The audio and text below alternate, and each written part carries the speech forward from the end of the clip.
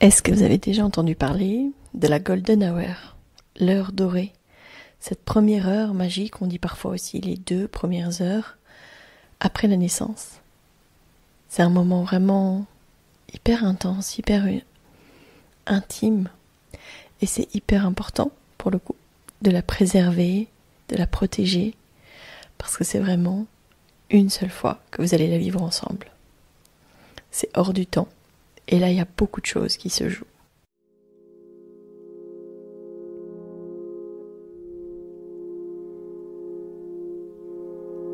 Bienvenue sur Sage-Femme Authentique, le podcast qui ouvre les portes de la connaissance et de l'empowerment en matière de naissance. Ensemble, nous allons explorer les vérités de l'enfantement, briser les mythes et les peurs sociétales et célébrer la physiologie innée des femmes et des bébés dans leur voyage vers la naissance. Au cœur de chaque épisode, je vous emmène à la découverte des pratiques authentiques des sages-femmes, loin des murs hospitaliers, que ce soit à domicile ou en maison de naissance. Je suis Mélissa Chambard, sage-femme et maman de 5 enfants, et ici je vous partage mon expérience, mes conseils pratiques, mes découvertes, ainsi que des histoires inspirantes de parents, de sages-femmes et de professionnels de la périnatalité. Ceci pour que vous soyez pleinement acteur de la naissance de votre bébé, peu importe le lieu où vous avez choisi de l'accueillir, dans l'authenticité, la bienveillance, la force et la puissance. Allez, vas-y.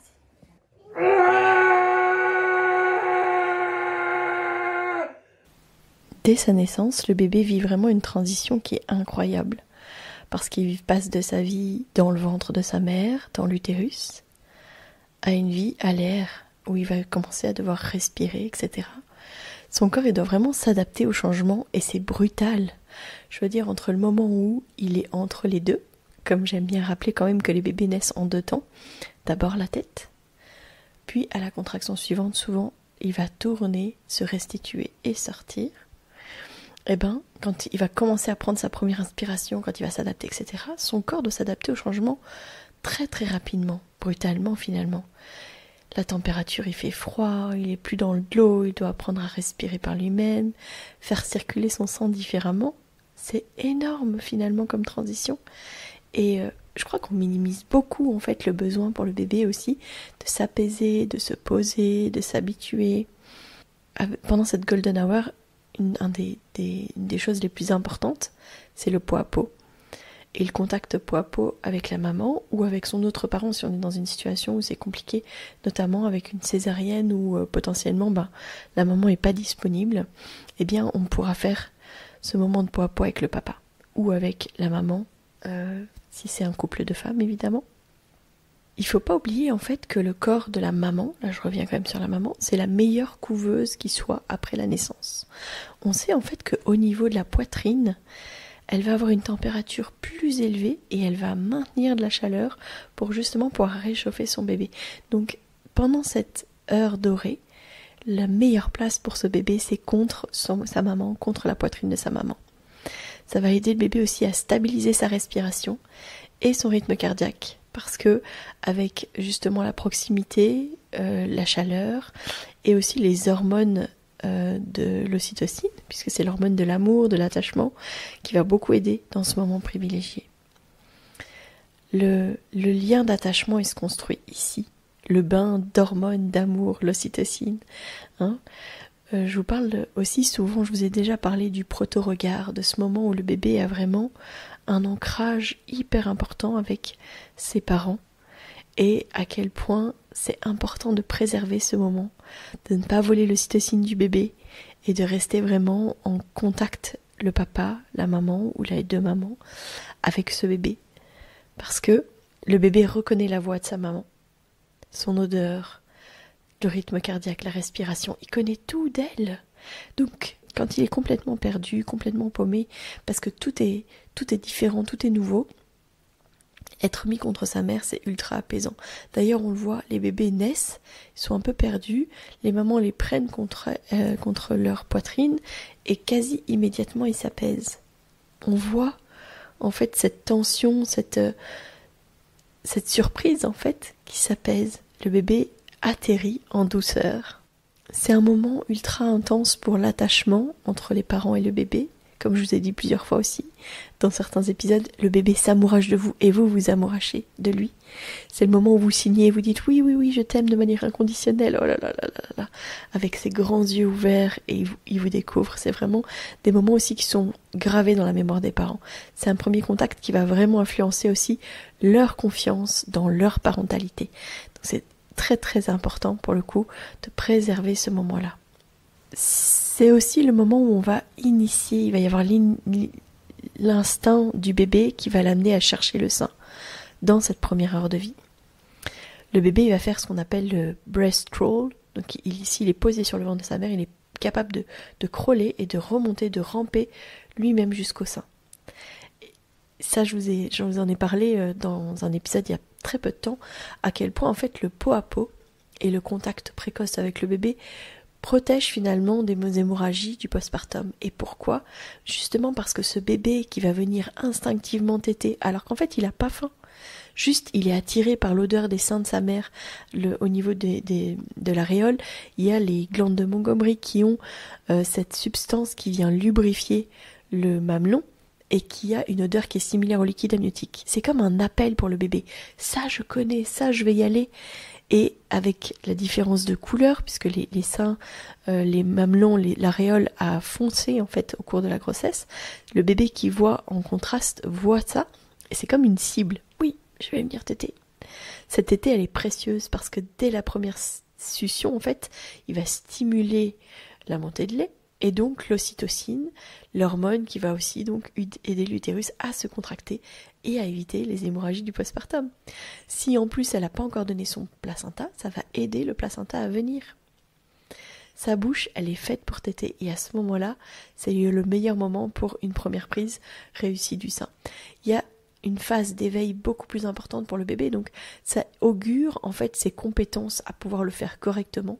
Ça aide énormément aussi dans la confiance des mères, dans le fait de nourrir leur bébé. Et là, ils sont tous les deux très ouverts, très prêts à vivre cet instant-là. Donc même dans le cas de parents qui souhaiteraient donner le biberon, la tétée d'accueil, à ce moment-là, c'est aussi un atterrissage en douceur, un moment où vraiment le bébé il peut s'apaiser, reconnaître les choses et vraiment lier le lien et le contact. J'ai l'impression que ce moment-là de postpartum immédiat, qu'on appelle donc golden hour ou l'heure dorée, c'est revenu un peu sur les réseaux, un petit peu, parce qu'en français j'ai l'impression qu'on en parle un petit peu moins. En anglais ils parlent quand même déjà beaucoup plus de la golden hour. J'ai entendu des gens qui me disaient oui, ça c'est de la mode, ça devrait pas être la mode. C'est complètement fou en fait de dire ça, que c'est de la mode, c'est pas du tout la mode, ça devrait pas être quelque chose de vu comme nouveau, révolutionnaire. En fait, c'est le minimum de soins qu'on doit offrir au bébé et pour aider les parents, les mamans et les bébés à atterrir en douceur. C'est quoi 1 heure dans la vie ? Est-ce que 1 heure, voire 2 heures, parce que nous on travaille vraiment sur 2 heures, ces 2 heures-là, elles sont magiques, elles ont besoin d'être protégées. Les parents, le bébé, ont vraiment besoin de ce moment pour s'apaiser, atterrir aussi de l'intensité de la naissance, de toute cette tempête qui s'est passée, de toute cette intensité dans le corps, dans le cœur, parce que l'un comme l'autre, souvent, ils ont été, touchés par cette intensité. Au niveau émotionnel, au niveau hormonal, ces premières heures, elles sont tellement importantes. Elles peuvent pas juste disparaître. Les bébés, ils ont besoin de leur maman, ça c'est sûr et certain. Avec cette approche soi-disant plus naturelle, on doit pouvoir respecter beaucoup plus le lien maman-bébé. Il n'y a aucun autre mammifère qui est séparé de son bébé pour qu'il soit pesé, mesuré, nettoyé, aspiré ou je ne sais quoi. Non, ils restent près de leur mère et c'est comme ça qu'ils s'adaptent le mieux. C'est comme ça qu'ils atterrissent le mieux et qu'ils adaptent au mieux leur respiration, leur rythme cardiaque, etc. À l'heure moderne de l'obstétrique, ce qui est dommage, c'est que on connaît en fait les bénéfices du pot à pot. On dit qu'on fait du pot à pot et qu'on va pas perturber ce moment-là, mais en fait, facilement on le perturbe. Je dis pas qu'on prend les bébés, heureusement c'est un temps, j'espère, révolu, clairement, mais on peut facilement venir le perturber, facilement le retarder, facilement postposer parce qu'il faut d'abord un examen clinique du bébé, etc. Notamment, je pense aux césariennes où la naissance est déjà compliquée pour la maman et pour le bébé, et où, comme le pédiatre est là, on va d'abord montrer le bébé au pédiatre, puis on va le donner à la maman. Parfois juste, si le bébé va bien, juste le laisser contre sa mère, atterrir, c'est le meilleur cadeau qui soit.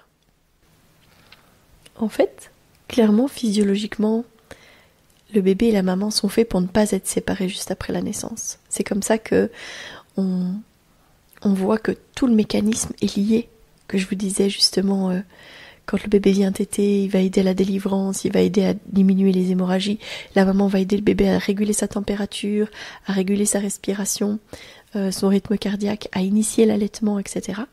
En fait, ils sont vraiment faits pour être ensemble. C'est pour ça que c'est important de juste continuer à les laisser ensemble, à ne pas les séparer et à ne pas venir déranger en fait ce processus de leur dorée.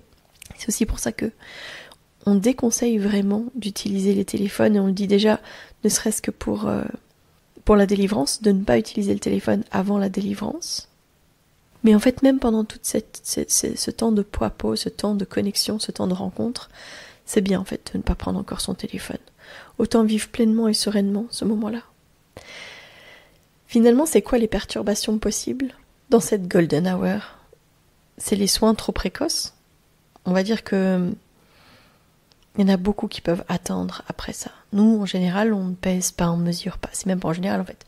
À part dans des situations où potentiellement on doit transférer et où ça nous est arrivé de peser un bébé. Sinon, en général, on les pèse vraiment pas avant 2 heures de vie. Et c'est ok, en fait. Ils n'ont pas d'un seul coup perdu une grosse partie de leur poids. Pas d'habillage, pas de première évaluation médicale, ça peut vraiment attendre, sauf des urgences vitales, on n'a pas besoin de prendre les bébés. Et alors les ambiances trop bruyantes ou intrusives, l'idéal c'est vraiment un espace serein, tamisé, respectueux du rythme de la famille. Je reviendrai sur l'importance de l'obscurité, du côté tamisé, du côté cocoon dans sa grotte, etc. Mais vraiment, dans cette golden hour, c'est aussi nécessaire. Et puis, les soignants doivent apprendre que c'est pas parce que le bébé est né que d'un seul coup on commence à parler fort, etc. Je me rappelle une fois d'une maman en salle de naissance où une fois que le bébé est né, que les gens ont commencé à parler tout fort, elle a pris son bébé dans les bras et elle a commencé à dire chut. Et c'est comme si les soignants avaient enfin pris conscience que oui, en fait, ce bébé il était encore dans le ventre de sa mère avec des sons qui étaient tamisés, etc. moins forts. Et que là, ça faisait trop de bruit et que si elle, ça la dérangeait, ça dérangeait forcément son bébé. On vit cette heure qu'une fois et elle est magique. Alors c'est vraiment, vraiment, vraiment important de la protéger.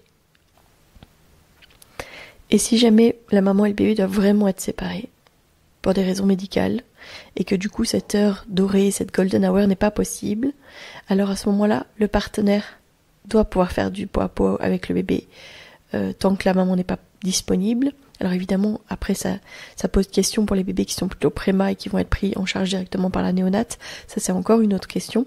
Mais demandez en tout cas à ce qu'il y ait le minimum de séparation et une réunion le plus vite possible. En néonate, parfois on peut très rapidement remettre le bébé en pot à pot contre la maman. Avec le lit qu'on peut emmener jusqu'à la néonate, c'est aussi possible. Et donc si le bébé a besoin d'un support médical et qu'il doit être en néonate, commencez à exprimer votre colostrum et pour commencer à le nourrir rapidement avec votre colostrum et demandez le plus rapidement possible à avoir ce pot à pot. Donc même si vous ne pouvez pas avoir immédiatement, normalement, cette golden hour, priorisez vraiment le fait de faire du pot à pot le plus vite et le plus tôt possible pour justement vous offrir les meilleurs bénéfices aussi à vous et à votre bébé. Les familles, elles méritent tellement plus que juste 1 heure. Mais parlons vraiment de cette golden hour pour qu'on puisse comprendre à quel point elle est précieuse. Mais Appuyons aussi sur le fait que les familles ont le droit à beaucoup plus et qu'ils méritent justement d'avoir ce lien ininterrompu, qu'on puisse laisser les bébés, les mamans, les papas tranquilles en fait juste après la naissance et qu'on arrête de voler l'ocytocine des bébés. Les familles n'ont pas besoin de s'amouracher de leur sage-femme ou de leur gynécologue, ils ont besoin de vraiment être proches de leur bébé et de créer du lien avec eux. Donc c'est clair que plus on en parlera, plus ce sera normalisé et plus on comprendra en fait l'impact de cette golden hour, de cette heure dorée. À quel point finalement c'est trop souvent perturbé. Et je pense que c'est vraiment important d'en parler en amont avec les équipes qui vont vous accompagner. Les sensibilisez-vous vraiment. Sensibilisez-vous vraiment sur vos droits à une naissance respectée, même dans les cas où la naissance doit être une césarienne. De la douceur. Aujourd'hui, j'avais vraiment envie de vous parler de ça, de ce moment de douceur, de ce moment de connexion. Et ça m'amène à vous reparler de ces 5 jours d'accompagnement en douceur que je vous accompagne, que je vous propose à partir du 15 février jusqu'au 19 février. 5 jours avec une mini communauté sur Telegram. Donc si vous avez envie de rejoindre ces 5 jours de douceur, de bien-être, ce cocon en fait que je vais essayer de vous créer en virtuel, soyons clairs, mais quelque chose que j'ai envie de vous offrir. Vous pouvez vraiment aller cliquer sur le lien en description de cet épisode et venir vous inscrire parce que c'est juste dans quelques jours. Si vous écoutez cet épisode après la date, n'hésitez pas à reprendre contact avec moi parce que peut-être certainement que je reproposerai des choses de ce genre-là et donc il y aura peut-être moyen de pouvoir vous inscrire à d'autres sessions. Voilà, n'hésitez pas à partager cet épisode parce que vous êtes toujours les meilleurs ambassadeurs de ce podcast et que ça m'aide toujours énormément à faire connaître le podcast de Sage-Femme Authentique. Je vous donne rendez-vous mercredi pour l'épisode de Questionner la Sage-Femme et d'ici là, portez-vous bien.